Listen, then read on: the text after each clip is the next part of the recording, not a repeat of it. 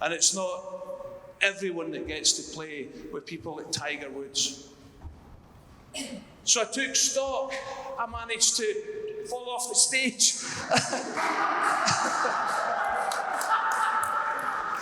That was another fuck up.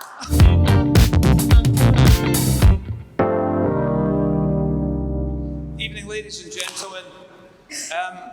We all love a Scottish sporting fuck up because we're used to it. And you're about to hear another one. So this was me, 6 years old, introduced to the game of golf for the first time. And I remember falling in love with the sport that day. And I thought, I'm going to get a career out of this game. And I had a dream that I'm going to make millions and play the game of golf. And that's going to be my career.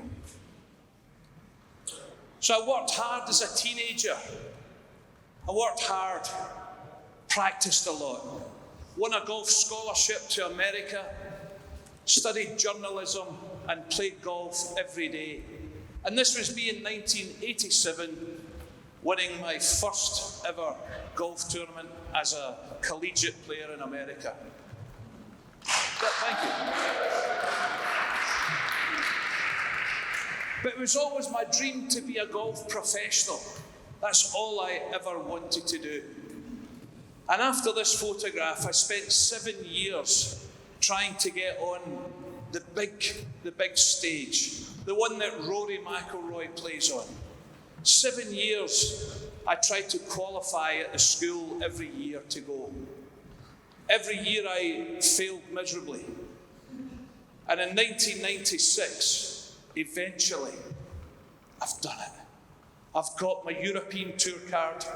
I am going to be in there with the big boys. And I had it all planned out, folks. £1 million a year. Big man, that wasn't meant to be funny. You know it's a fuck up, don't you? Yeah. Ryder Cup within 4 years. Start banging a Spice Girl.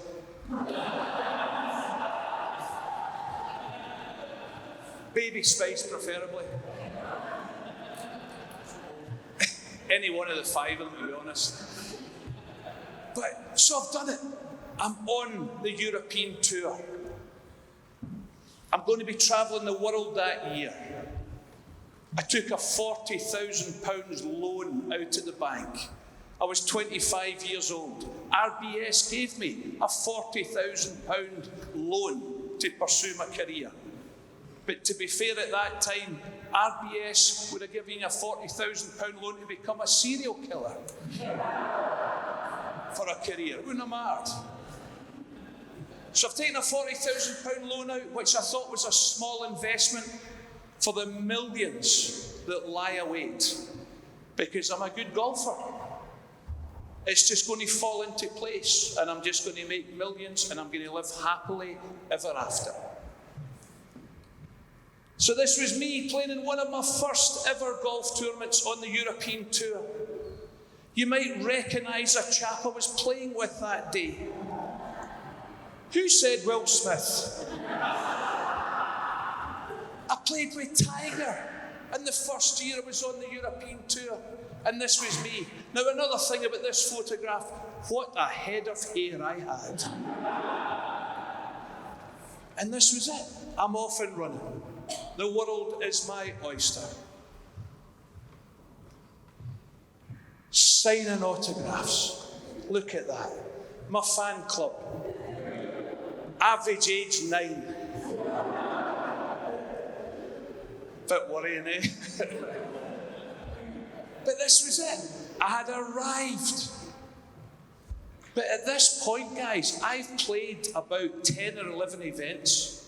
I've made no money. I've made about £2,000 with my £40,000 investment. That year went by so quickly, you cannot believe it. I made nothing. At the end of that year, that dream that I had dreamt for so long was over in 6 months.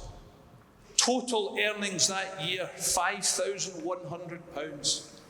and I'm back at square one. I'm now off the tour. Where do I go from here? I'm going to go and get a real job. And that's what I did, guys.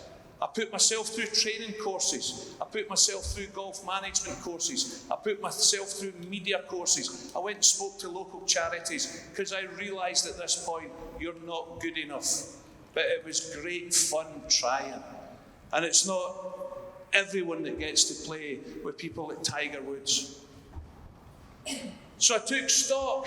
I managed to fall off the stage.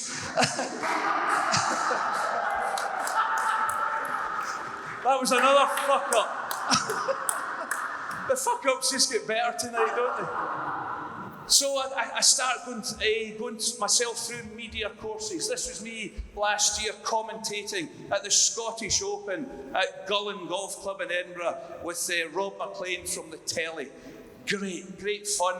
And if you're not playing the game of golf, the next best thing to be doing for me is be involved in it. Because I left school with literally no education. Golf's all I know. I need to work in golf. That was me on the telly. Half pissed. It was my birthday that night. No, genuinely it was. I'm sitting in the lodge of Loch Lomond celebrating my 50th in April. I'm on my 8th Tait, and they said, can you come into the studios tonight and do a wee bit in golf? Pissed. Thank you. Interviewing Alan Ruff and Frank McAvenny for prostate cancer at the Scottish Golf Show this year. Great fun. And now what I do, I try and put a bit back into the game, work with kids. We go into schools, we go into primary schools, we go into golf clubs, and we try and get kids at grassroots level. And I teach these kids now everything that I have learned through the game of golf, and more importantly, the things I didn't learn. That was a fuck up the year that I was on tour. I dreamed of that moment of getting on that big stage, and I went there, guys. I treated every week like a bit of a holiday. I went to the beach, I went and had a few beers, where all my fellow golfers were all away practicing hard. I was not doing that. So I will share those moments with those kids. But we're going to finish on a good note, guys. Last year, at 49 years old, the oldest man in the field played in a Pro-Am in Glasgow. Keep going. And the oldest man in the field shot a record-breaking 64 and won the Pro-Am.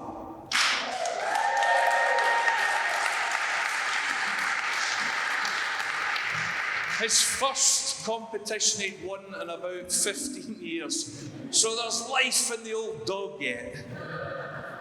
Just before I finish, I had hit rock bottom that year in 1997. I got off my flight.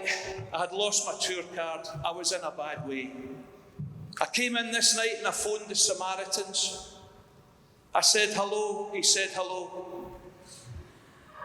He said, how you doing? I said, I'm doing terrible. He said, what's wrong? I said, I've just lost my tour card at the golf. A career over in 6 months. I said, I'm £40,000 in debt chasing that dream. I said, my girlfriend of 10 years has just left me. And I said, my football team, Rangers, have just lost to their greatest rivals, Celtic, for the second time in 4 weeks. I said, I'm standing here on the Forth Road Bridge. I've had enough. I'm going to end it all right now. The voice said, son, I think you're doing the right fucking thing.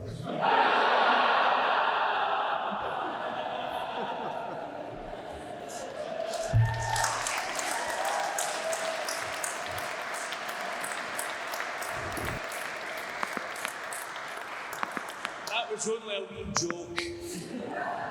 Rangers only beat us, Celtic only beat us once that month. Anyway, thank you, folks. Thanks for having me. Have you ever failed in a project, career, or business? Whether you have or not, You can become a Fuckup Nights organizer in your city, company, or university. Learn how at fuckupnights.com. Join the movement. Fuck up the system.